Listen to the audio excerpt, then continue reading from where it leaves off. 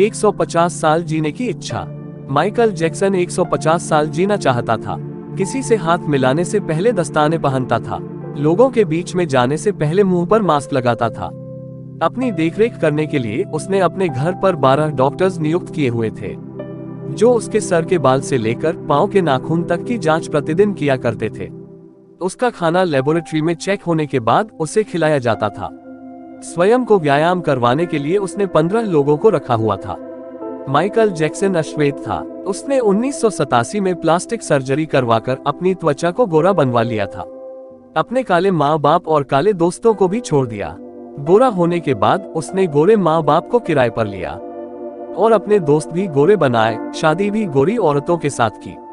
नवंबर 15 को माइकल ने अपनी नस डेबी रो से विवाह किया, जिसने प्रिंस माइकल जैक्सन जूनियर 1997 तथा पेरिस माइकल कैथरीन 3 अप्रैल 1998 को जन्म दिया।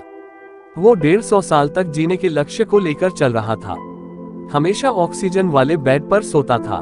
उसने अपने लिए अंगदान करने वाले डोनर भी तैयार कर रखे थे, जिन्हें वह खर्चा देता था ताकि समय आने पर उसे किडनी, फेफड़े, आंखें या किसी भी शरीर के अन्य अंग की जरूरत पड़ने पर वह आकर दे दे। उसको लगता था वह पैसे और अपने रसूख की बदौलत मौत को भी चकमा दे सकता है, लेकिन वह गलत साबित हुआ। 25 जून 2009 को उसके दिल की धड़कन रुकने लगी। उसके घर पर 12 डॉक्टर की मौजूदगी में हालत काबू में नहीं आए। सारे शहर के डॉक्टर उसके घर पर जमा हो गए। वह भी उसे नहीं बचा पाए। कोरोना ने देश में क्या हाल मचाया, ये सब तो आप जानते ही है। प्रकृति न गरीब देखती न अमीर, सबके लिए एक समान है। खैर, उसने 25 साल तक डॉक्टर की सलाह के विपरीत कुछ नहीं खाया। अंत समय में उसकी हालत बहुत खराब हो गई थी। 50 साल तक आते आते वह पतन के करीब ही पहुंच गया था और 25 जून 2009 को वह इस दुनिया से चला गया।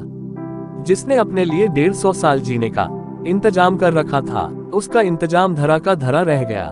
जब उसकी बॉडी का पोस्टमार्टम हुआ तो डॉक्टर ने बताया कि उसका शरीर हड्डियों का ढांचा बन चुका था।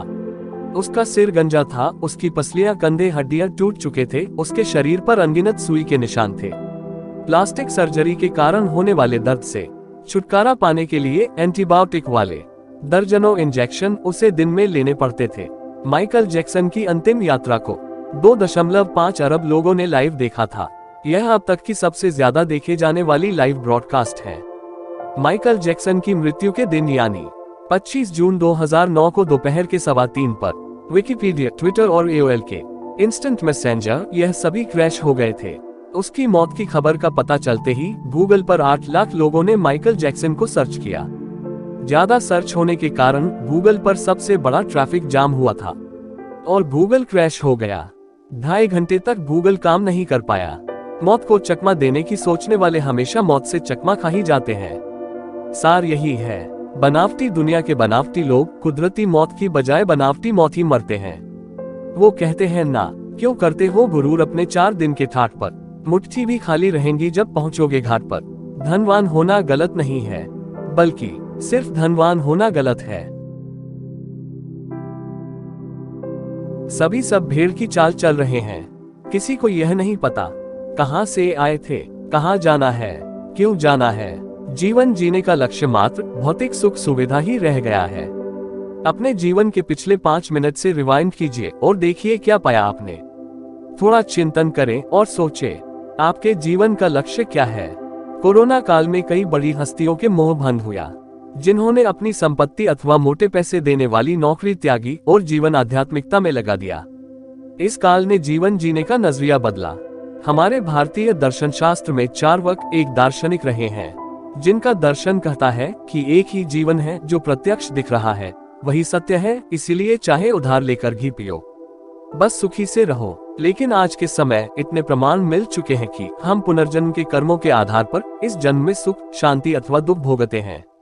अतः इन दुखों के निवारण के लिए एक क्षण बैठो, चिंतन करो और एक जीवन का लक्ष्य बनाओ जो आध्यात्मिक उन्नति हो। नो डाउट धन जीवन जीने के आधार का दूसरा स्तंभ है। उसकी जरूरत है, लेकिन जीवन जीने योग्य जितनी धन की आवश्यकता है उतना ही काफी है। बाकी समय पहला स्तंभ आध्यात्मिक उन्नति ही होना चाहिए। वैसे फ्रीडम ऑफ स्पीच आर्टिकल 19 आपका जन्मसिद्ध अधिकार है। आपका जीवन, आपका निर्णय, आपका कर्म, आपका भाग्य। गीता में भी श्री कृष्ण ने अर्जुन को केवल ज्ञान दिया था, शस्त्र नहीं उठाया था। शस्त्र तो आपको ही उठाना पड़ेगा। यह हमारे जीवन की महाभारत है।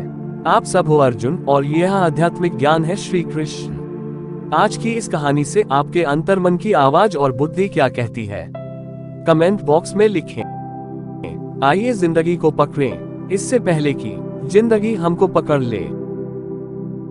धन्यवाद।